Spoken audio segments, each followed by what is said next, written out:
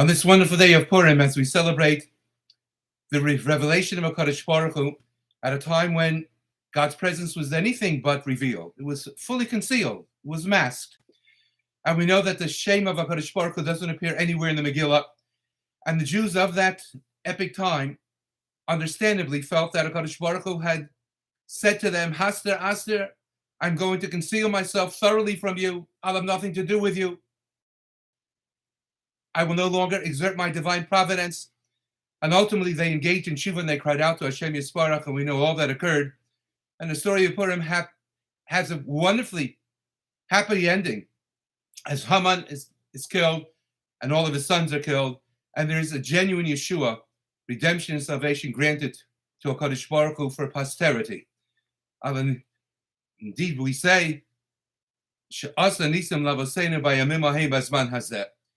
but at this time of Purim, as we listen to the Megillah, and as we engage in all the mitzvahs hayom of the Sudas Mitzvah, and Matanos of Yonim, and Mishloach Manas Yisrayehu, and some learning hopefully as well, we need to remind ourselves of Shabbos Kodesh that's coming upon us, that of Ki Tissa, in which we lane the pasuk when the Torah describes how we are not to grant any form, any semblance of shalom, as it were, to those who live in Eretz Yisrael, who are from the 7 forbidden nations, because otherwise we can so easily be entrapped within their midst and end up taking their daughters for our sons, which will engage, of course, which will result in avodah zarah.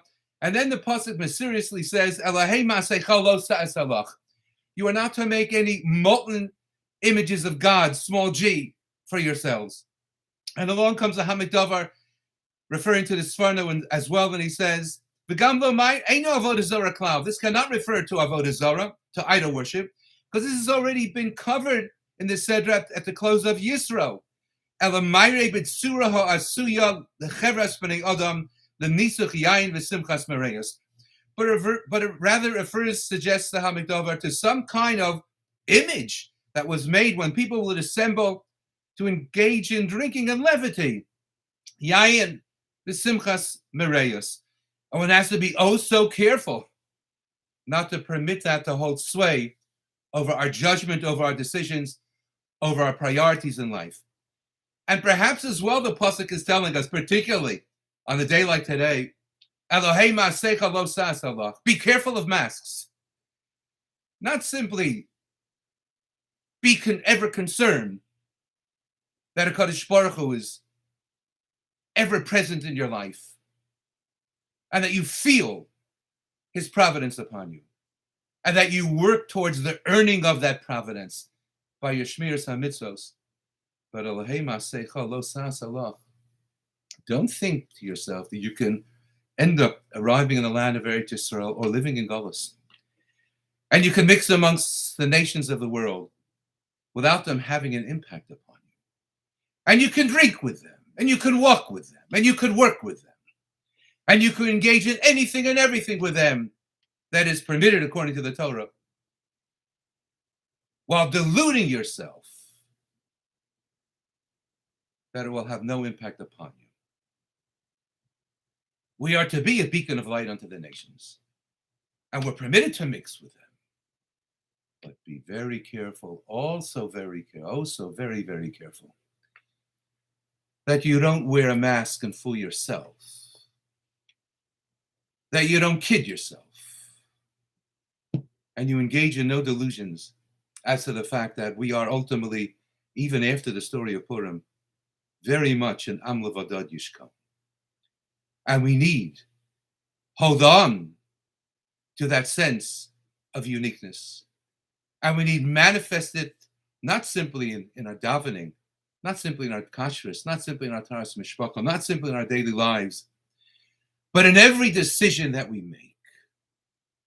Because if we don't, then effectively we will have masked ourselves from that which is most precious to us, and all that we genuinely want, and all that we ultimately aspire towards. Remember that today of Purim. Remember that as you hear it in Shul and Shabbos Kodesh in the Parsha of Ki Tissa, remember that that's ultimately what we have to extract from the celebration of Purim. The fact that HaKadosh Baruch Hu is always there, whether we see him or not, feel him more, feel him less. But not simply are we accountable to what he desires from us, for us, and of us, but we're accountable to ourselves. Elohim aseicha l'sas. Let us not mask ourselves from the truth that we know is genuine and that which defines exactly who we are. Have a wonderful Purim, a freilichen Purim, and a wonderful Shabbos.